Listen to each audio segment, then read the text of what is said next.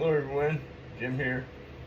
Well, I got my primer on the car a couple days ago, and all the pieces are primered, and now I am sanding to make it smooth. And it's quite time consuming. You have to sand it and clean it probably 15 or 20 times per square foot just to make sure you got all the orange peel off, and then not get too deep into the primer to get below it.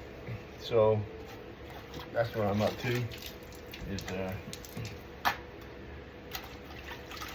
sanding, wiping it off, and then look and see how it goes when it dries to make sure all the orange peel is out. If it's not, then go back and touch it up. You don't want to sand too fast, take it down too fast, that'll just be a disaster. So anyway, that's what I'm doing. I'm using 600 grit wet sandpaper.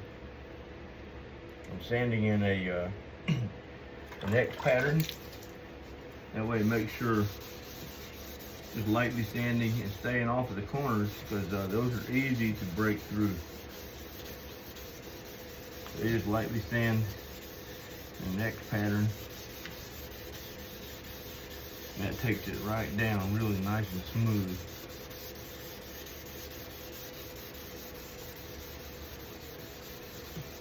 And then when you get done, if the edge right here still is a little bit rough, you just take a small piece of sandpaper, just drag it over that a couple times, and that makes it smooth enough so that it doesn't show up in the paint.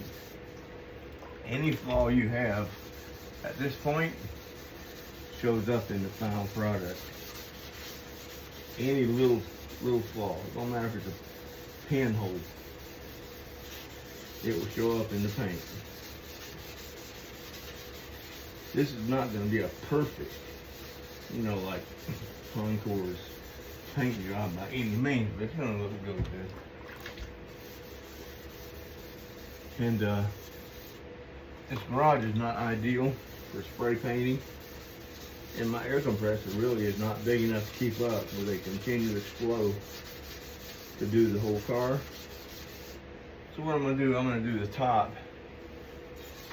After I get done sanding, I'm going to take the whole car off and do the top.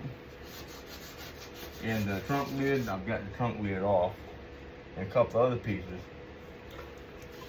And then I'm going to tape up the top and maybe do around the back, both quarter pounds and the rear end. And then when I get that done, I'll tape that up, and maybe I'll do the doors and the fender on each side, because these little fans I got, they're not good enough to take all the overspray out. And if the overspray lands on your sanded surfaces, it dries.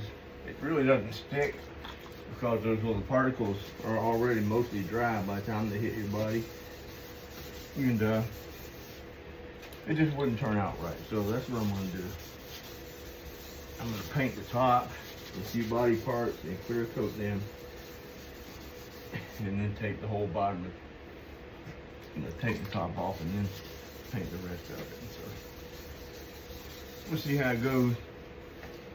But the base primer looks real good. It's smoothing out really nice. So anyway, one more thing too. If you guys want to lose a little bit of weight, start standing on a car when it's like 102 degrees. That'll get you some weight off. I've lost about 6 pounds this week working out there in the driveway and in here sanding. Anyway, alright, I'm having fun. Thanks for watching. Love you guys. God bless you. I'll check in again. Have a good day.